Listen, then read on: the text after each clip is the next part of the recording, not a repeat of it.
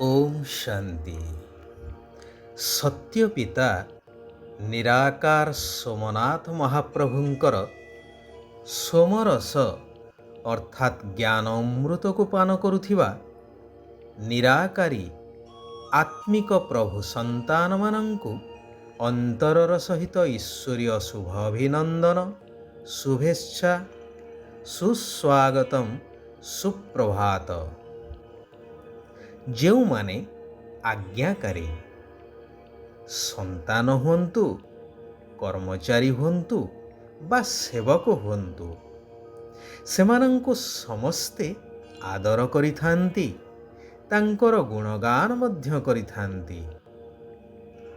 ରାମଚନ୍ଦ୍ରଙ୍କର କଥା କିଏ ବା ନ ଜାଣନ୍ତି।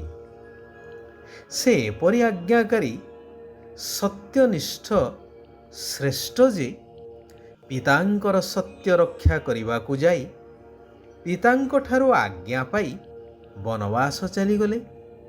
ପୁଣି ଦିନେ ନୁହେଁ, ମାସେ ନୁହେଁ, ବର୍ଷେ ନୁହେଁ, ପୁରା 14 ବର୍ଷ ସାଥିରେ ପତ୍ନୀ ଏବଂ ଅନୁଜ ଲକ୍ଷ୍ମଣଙ୍କୁ ସାଙ୍ଗରେ ଧରି।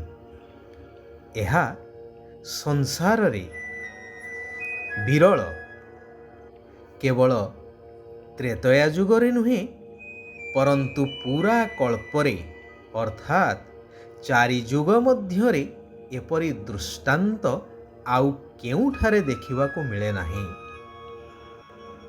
ବିଶାଳ ଅଯୋଧ୍ୟା ରାଜ୍ୟ ଧନଧାନ୍ୟରେ ପରିପୂର୍ଣ୍ଣ, ରାଜଭକ୍ତ ପ୍ରଜା ସମୂହ, ସୁଖ ଶାନ୍ତିରେ ଭରପୁର ରାଜ୍ୟ ପ୍ରତି ତିଳେ ମାତ୍ର ମୋହ ନ ରଖି ନମ୍ରତାର ସହିତ ସହର୍ଷେ ସମସ୍ତଙ୍କଠାରୁ ବିଦାୟ ନେଇ ଚାଲିଗଲେ ବନବାସରେ।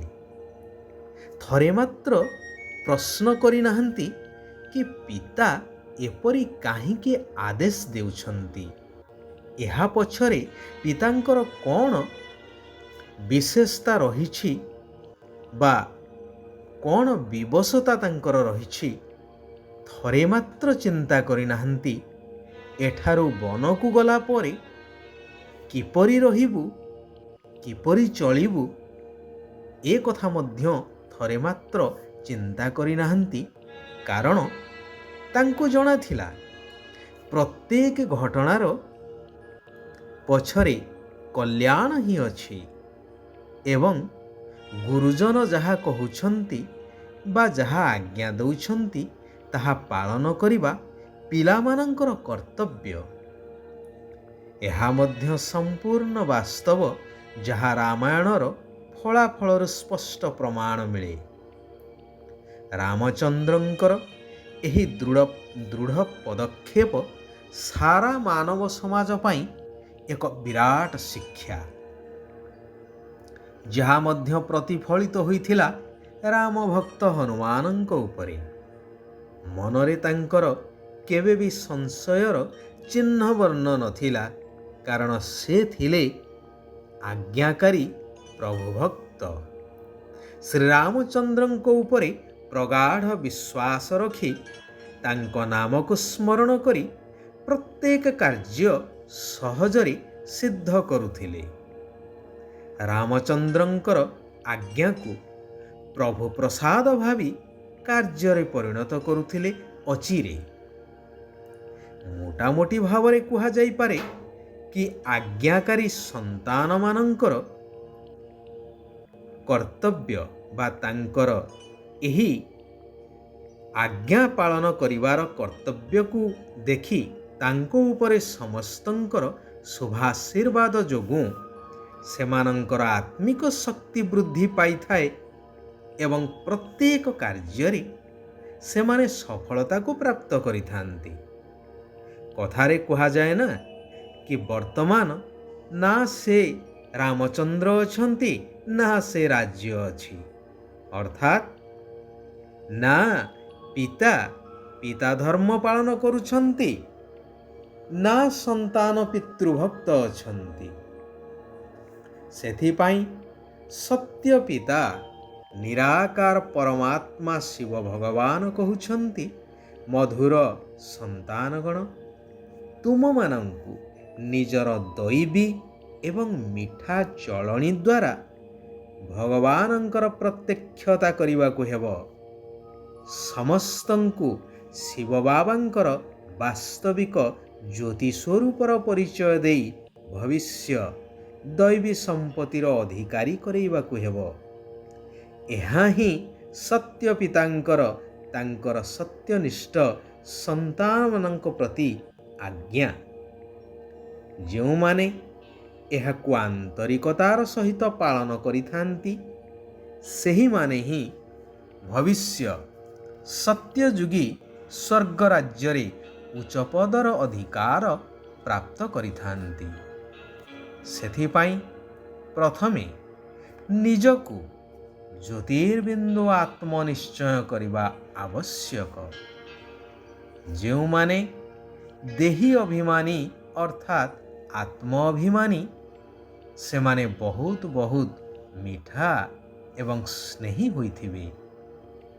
ସେମାନେ ଭଗବାନଙ୍କର ଶ୍ରୀମତ ଅନୁସାରେ ସଠିକ୍ ଭାବରେ ଚାଲିବେ। କେବେ କୌଣସି ବି କାର୍ଯ୍ୟ ପାଇଁ ବାହାନା କରିବେ ନାହିଁ। ସର୍ବଦା ଆଜ୍ଞାକୁ ପାଳନ କରି ଚାଲିବେ। କେବେ ହେଲେ ମନା କରିବେ ନାହିଁ। ଯେବେ କି ଦେହ ଅଭିମାନୀ ବା ଦେହ ଅହଙ୍କାରୀମାନେ ଭାବନ୍ତି ଯେ ଏହି କର୍ମ କଲେ ମୋର ସମ୍ମାନ କାଳେ ଚାଲିଯିବ, ମୋର କାଳେ କ୍ଷତି ହୋଇଯିବ, ମୋର ଶରୀର ଅସୁସ୍ଥ ହୋଇଯିବ ଇତ୍ୟାଦି। କିନ୍ତୁ ଆତ୍ମ ଅଭିମାନୀ ସର୍ବଦା ଭଗବାନଙ୍କର ନିର୍ଦ୍ଦେଶ ଅନୁସାରେ ଚାଲିବେ। ଶିବ ବାବାଙ୍କ ପ୍ରତି ପୂରା ସମ୍ମାନ ରଖିବେ। କେବେ ହେଲେ କ୍ରୋଧରେ ଆସି ବାବାଙ୍କର ଅବଜ୍ଞା କରିବେ ନାହିଁ। ସେମାନଙ୍କର ନିଜର ଦେହ ପ୍ରତି ମଧ୍ୟ ଆକର୍ଷଣ ନଥିବ। ଶିବ ବାବାଙ୍କର ୟାଦ ବା ସ୍ମୃତି ଦ୍ୱାରା ନିଜର କଲ୍ୟାଣ କରିଚାଲିବେ। କୌଣସି କଥାକୁ ଅକଲ୍ୟାଣ ହେବାକୁ ଦେବେ ନାହିଁ। ସେଥିପାଇଁ ଉତ୍ତମ ଜ୍ଞାନୀ ଆତ୍ମାମାନଙ୍କର ସର୍ବଦା ସଙ୍ଗ କରିବାକୁ ହେବ। ଦେହ ଅଭିମାନୀମାନଙ୍କର ସଙ୍ଗଠାରୁ ବହୁତ ଦୂରରେ ରହିବାକୁ ହେବ। ଶିବ ବାବାଙ୍କ ଦ୍ୱାରା ଏହି କଲ୍ୟାଣକାରୀ ପୁରୁଷୋତ୍ତମ ସଙ୍ଗମ ଯୁଗରେ ସ୍ଥାପିତ ଜ୍ଞାନଯଜ୍ଞର ବହୁତ ସ୍ନେହର ସହିତ ସ୍ୱଚ୍ଛ ହୃଦୟର ସହିତ ଦାୟିତ୍ୱ ବହନ କରିବାକୁ ହେବ। ଶିବ ବାବା କହୁଛନ୍ତି, ଜ୍ଞାନ, ଗୁଣ ଏବଂ ଶକ୍ତି ଗୁଡ଼ିକରେ ସମ୍ପନ୍ନ ହୋଇ ଦାନ କରୁଥିବା ମହାଦାନୀ ହୁଅ। ଯେହେତୁ ତୁମମାନଙ୍କର ପିତା ସ୍ୱୟଂ ଭଗବାନ ଦାତା, ବରଦାତା, ଭାଗ୍ୟ ବିଧାତା, ତେଣୁ ତାଙ୍କର ସନ୍ତାନ ହିସାବରେ ତୁମକୁ ମଧ୍ୟ ସମସ୍ତଙ୍କୁ ମହାଦାନୀ ହୋଇ ଦାନ କରିବାର ଅଛି ଜ୍ଞାନ, ଗୁଣ ଏବଂ ଶକ୍ତି ଗୁଡ଼ିକର। ସାରା ଦିନ ଭିତରେ ଯେଉଁମାନେ ତୁମ ସମ୍ପର୍କରେ ଆସୁଛନ୍ତି ସେମାନଙ୍କୁ ମହାଦାନୀ ହୋଇ କୌଣସି ନା କୌଣସି ଶକ୍ତିର, ଜ୍ଞାନର ଅବା ଗୁଣର ଦାନ ଦେଇ ଚାଲ।